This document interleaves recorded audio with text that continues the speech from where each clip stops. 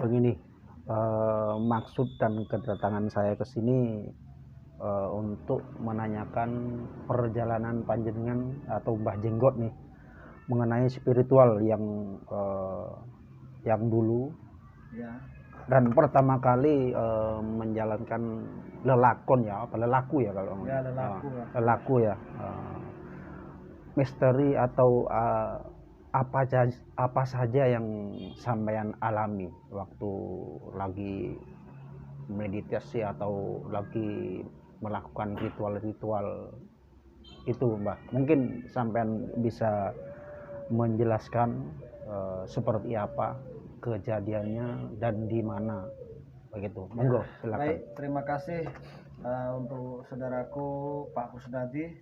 Ya, pada dasarnya manusia itu kan tidak bisa melihat jin, Ya, ya, tanpa kita itu diberi oleh Tuhan, ya. Mungkin suatu kebetulan ya, katakanlah saya di saat itu waktu itu kebetulan saya dikasih lihat atau ada penampakan. ada di situ. penampakan ya. Nah, waktu itu saya menjadi seorang musafir ya. yang tidak lama seperti Ki Joko Budo dan lain sebagainya. Nah, mungkin Joko Kendil maksud saya ya. Ki Joko Kendil. Nah, tidak seperti itu. Tapi di situ saya pernah mengalami hal-hal yang di luar nalar. Nah, apa yang saya ceritakan nanti ini mengenai tentang sosok makhluk astral jelas ya. Nah, ketika itu saya di suatu tempat dan tempat itu mungkin banyak orang sudah tahu. Ya, banyak orang tahu, yang jelas banyak sudah dikenal tempat itu. Ya.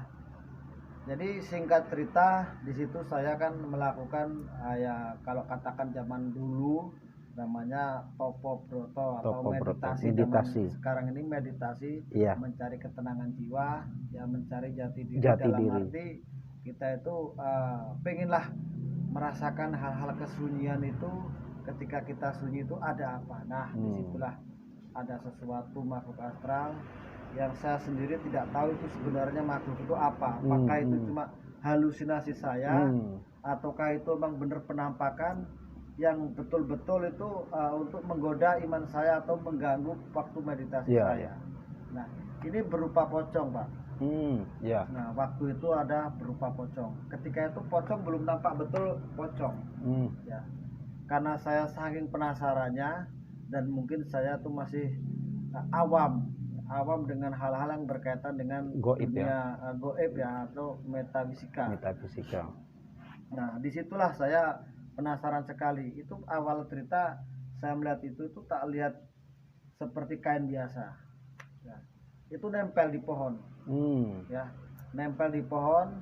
Nah, ini ceritanya sama seperti di Bali waktu masih kita itu ada jejak spiritual Bali dulu. Nah, ini jangan dulu ceritakan. Ini akan menceritakan yang saya dulu yang pernah sebelumnya terjadi itu. Jadi di situ seperti kain, awalnya seperti kain putih, bayangan, cuma gerak-gerak sedikit. Nah, makin lama saya perhatikan ya, kain itu bentuknya seperti apa dan wujudnya seperti apa. Nah, setelah saya deketin, saya perhatikan, ternyata itu kainnya itu samar-samar, tidak jelas, tetap tidak jelas walaupun itu tempatnya ya namanya di tempat apa ya, gua kan, di gua ya, saya di gua ya, jujur nanti saya ceritakan di gua mana saya ceritakan. Di gua itu tapi di depannya itu itu pikir saya kan orang berpakaian putih yang nggak kelihatan kepalanya. Nggak taunya saya cermati dari balik celah pintu gua ya, saya membelakangi daripada pintu gua, saya di dalam dan itu di depan gua. Nah, saya perhatikan terus itu kelihatan betul, lama-lama ya kelihatan betul membentuk bentuk seperti orang begini, tapi tidak ada tangan, artinya itu ada iketan. Tapi wajahnya itu tidak begitu nampak jelas.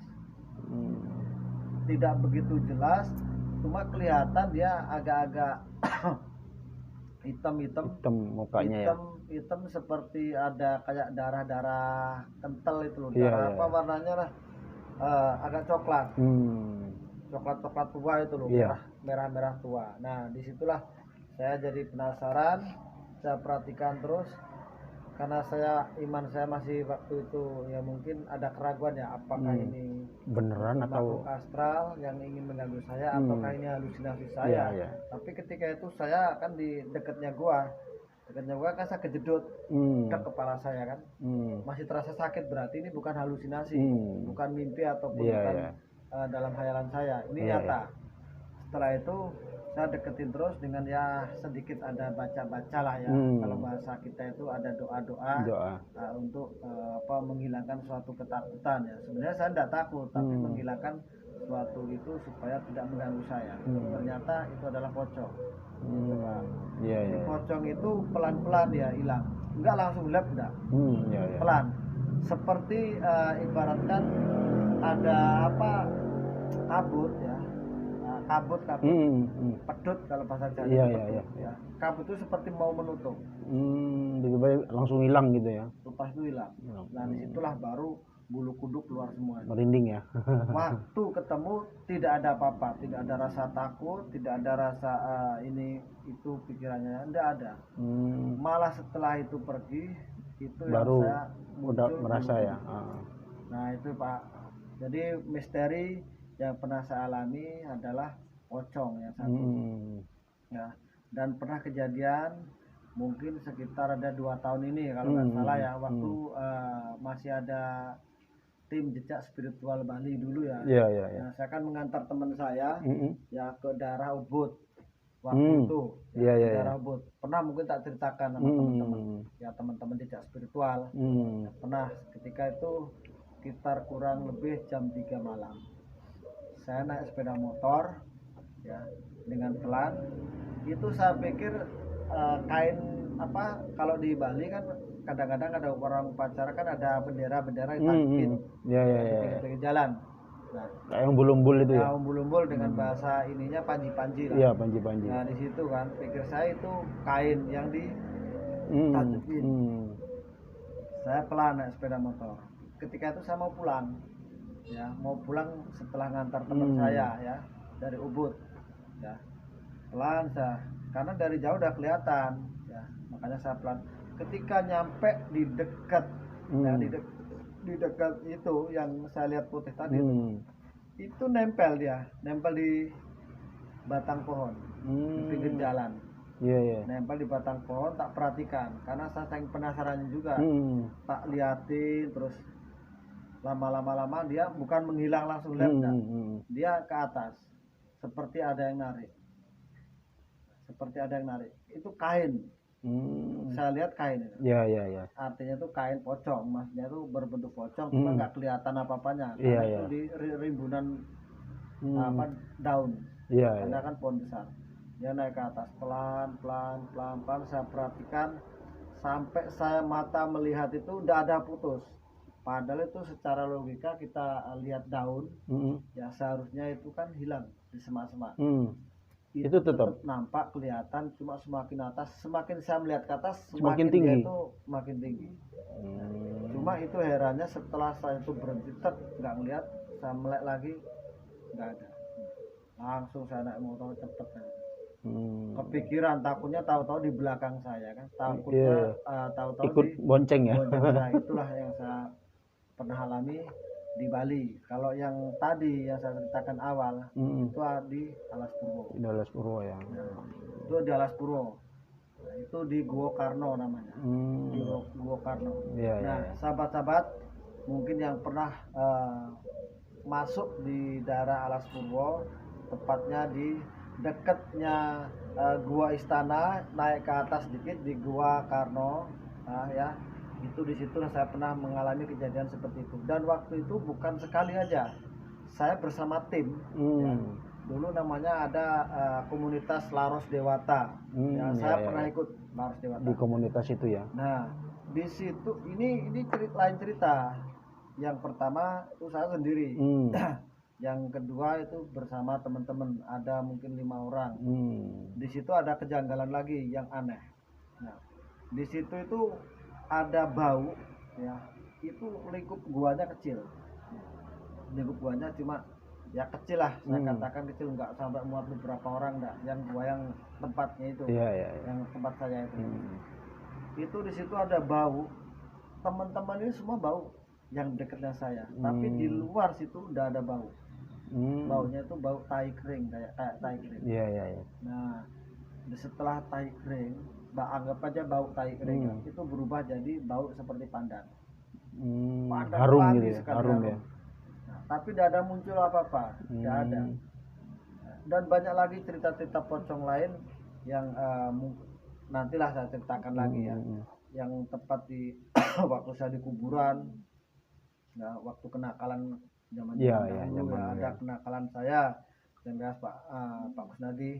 Jadi di situ saya melihat pocong itu mau masuk ke kerenda tempat membawa mayat itu jenazah. Saya di kuburan. Ya, saya nggak mau menceritakan saya di kuburan itu ngapa, saya nggak mau ceritakan. Yang jelas bukan saya syirik, bukan musyrik dan mendatangi tempat kuburan itu untuk tujuan apa enggak. Ini yang jelas rahasia buat saya. Yang jelas pengalaman spiritual saya di situ. Saya pernah ya sama teman saya. Siapa tahu teman saya melihat konten ini ya. Kalau masih ingat waktu itu ya. Nah, teman saya namanya Sardi sama Suan. Suantoro kalau nggak salah namanya dulu Suantoro, udah lama. Ya, sama Sardi itu. Pernah juga sama Edi Kuswoyo, teman saya juga pernah di kuburan juga. Nah, ketika itu menjelang subuh. Ya, menjelang subuh. Itu datang dari jauh ya. Itu pocong dikira orang mau pergi ke sawah. Ya, kan itu jauh dari kampung. Dari kampung itu kurang lebih sekitar 3 kilo dari kampung. Ya, dari kampung ke kuburan itu. Itu kuburan kuno itu. Umum ya, umum dan kuno. Emang udah mulai zaman tahun ratusan tahun kuburan itu. Ya. Nah, di situ saya lihat dari jauh itu kelihatan kirain orang mau pergi ke sawah ataupun menunggu musim buah. Waktu itu ada musim buah ya, buah duren. Nah, pikir saya ini kan cari duren waktu itu ya. Saya ceritakan saya cari duren. Luru. Nah, dengan bahasa Jawa ini luru. Ngodok ya, mencari duren jatuh itu. Iya.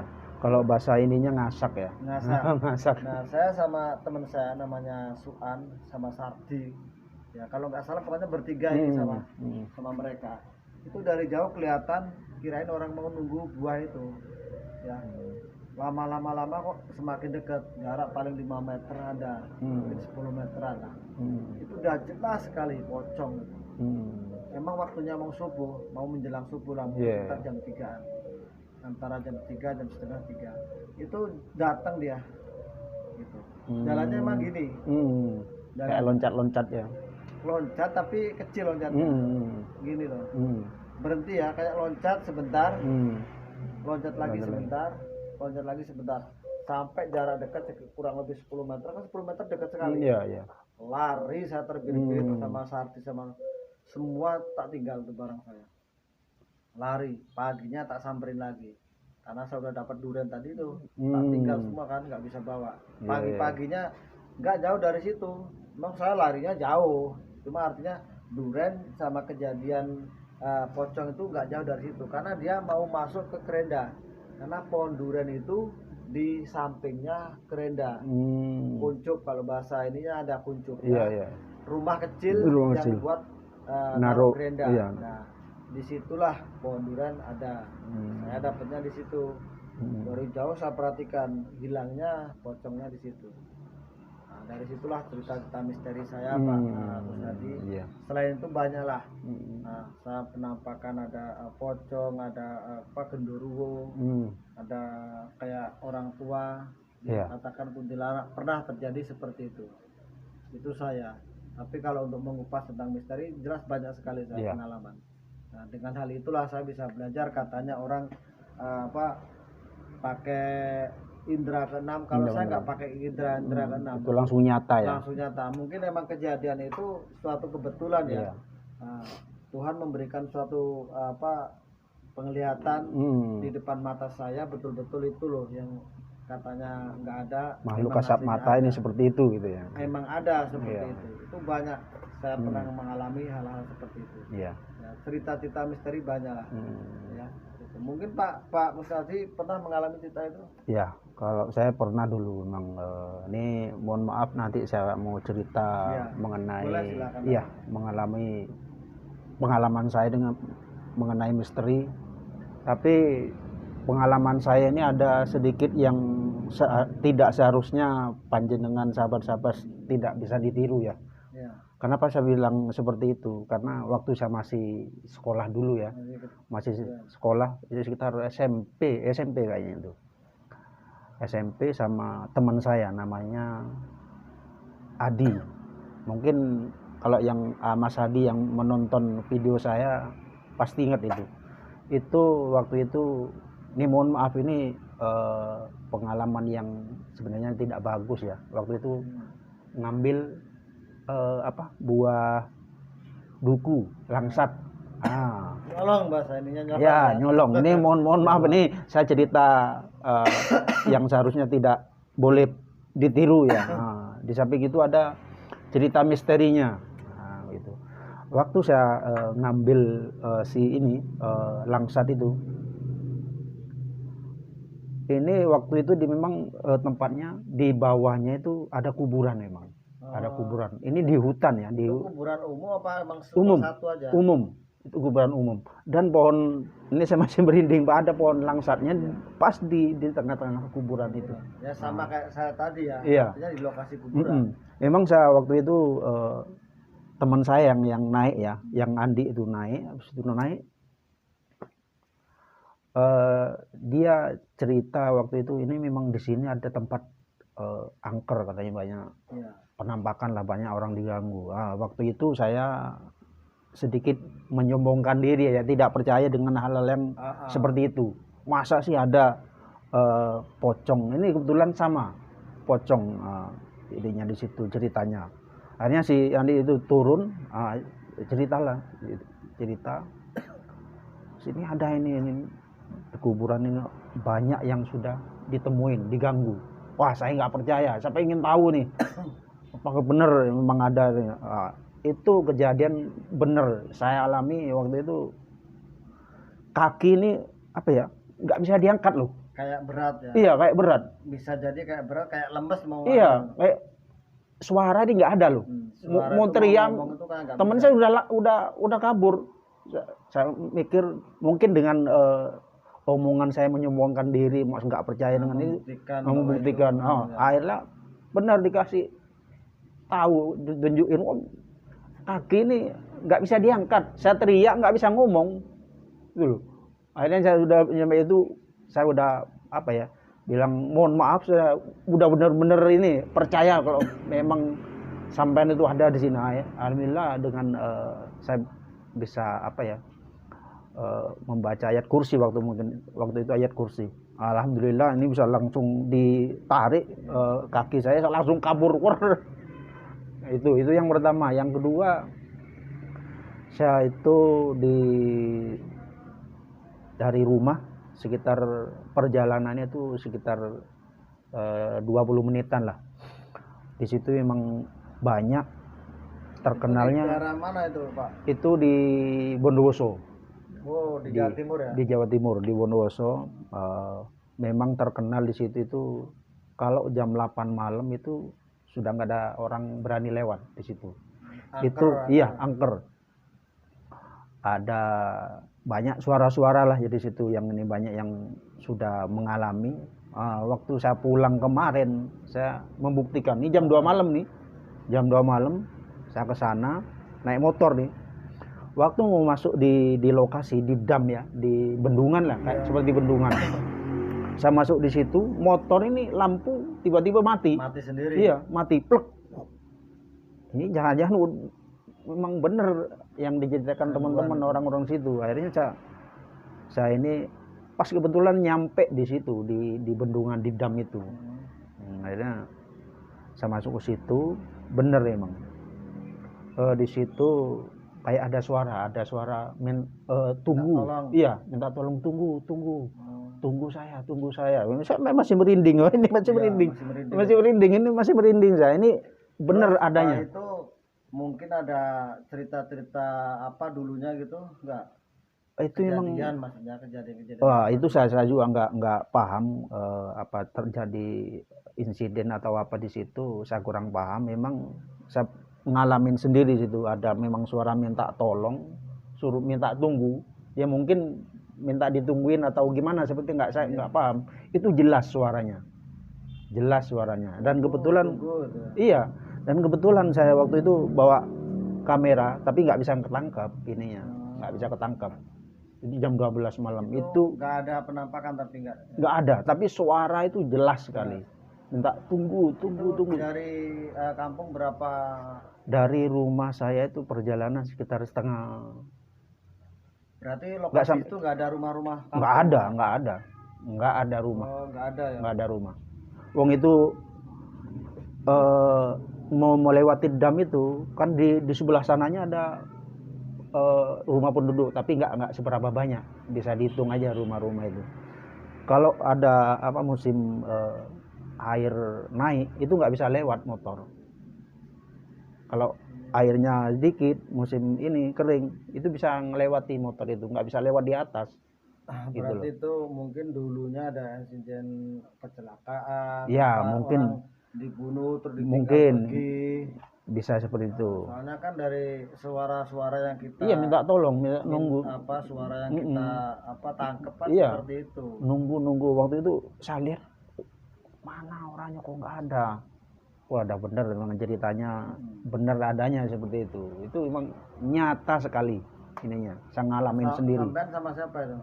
Waktu itu saya berdua sama temen. Dan teman saya itu kebetulan rumahnya di seberang sana. Dia yang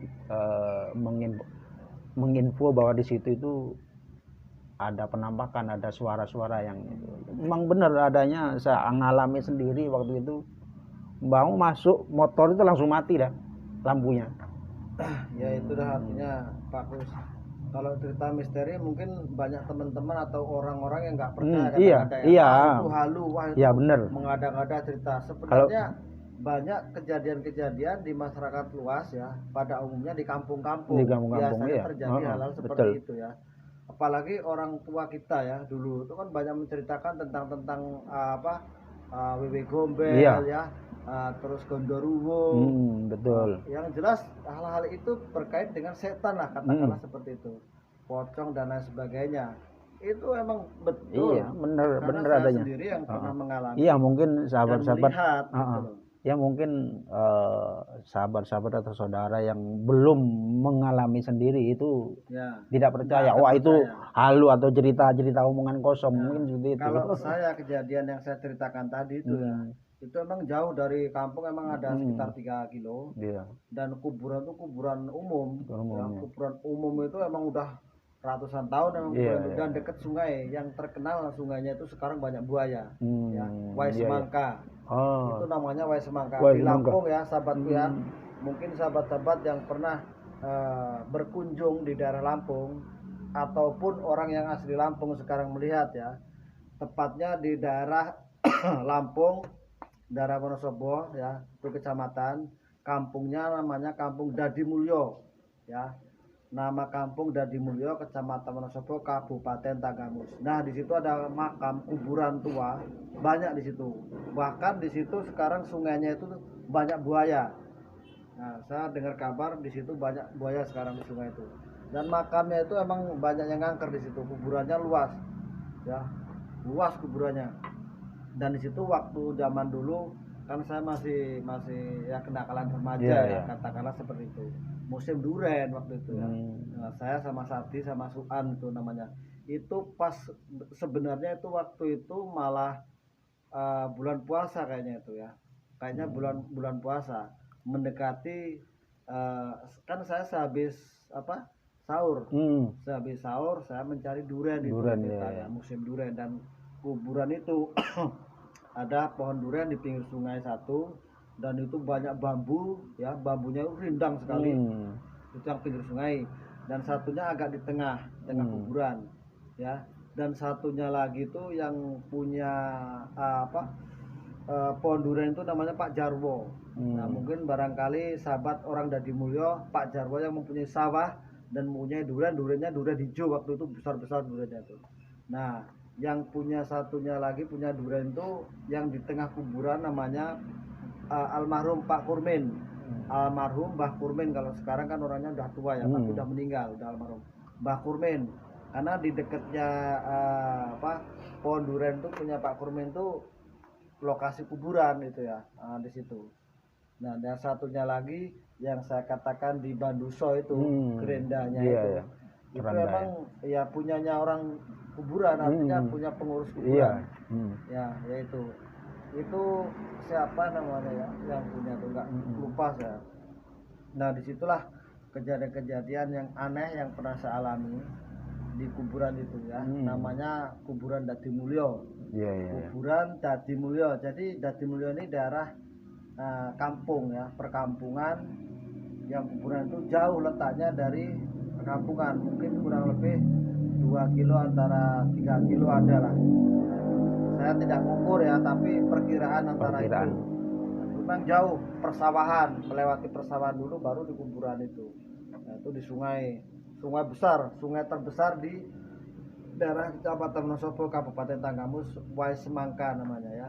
Mungkin sahabat-sahabat pernah lihat di mana sungai itu, dan situlah itu tempatnya angker. Mungkin sahabat semua yang pernah lihat di situ kuburan tersebut itu udah angker sekali.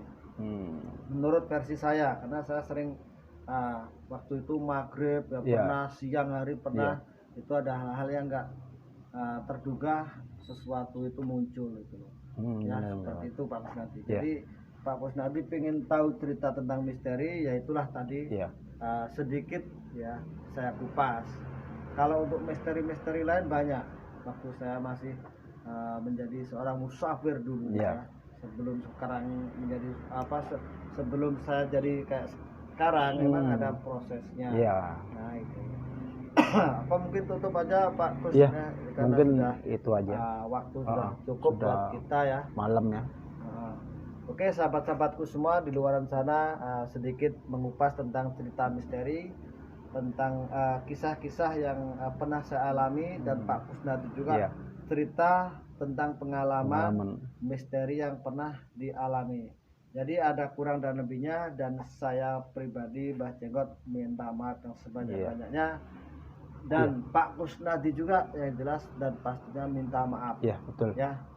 Ya mungkin itu saja cerita mengenai misteri yang mengenai pengalaman saya pribadi. Cukup mungkin itu aja dari saya Kusnadi dengan Mbah Jenggot. Kita akhiri aja. Ihdinas siratal mustaqim. Assalamualaikum warahmatullahi wabarakatuh. Waalaikumsalam warahmatullahi wabarakatuh. Salam satu, damai selalu. Siap.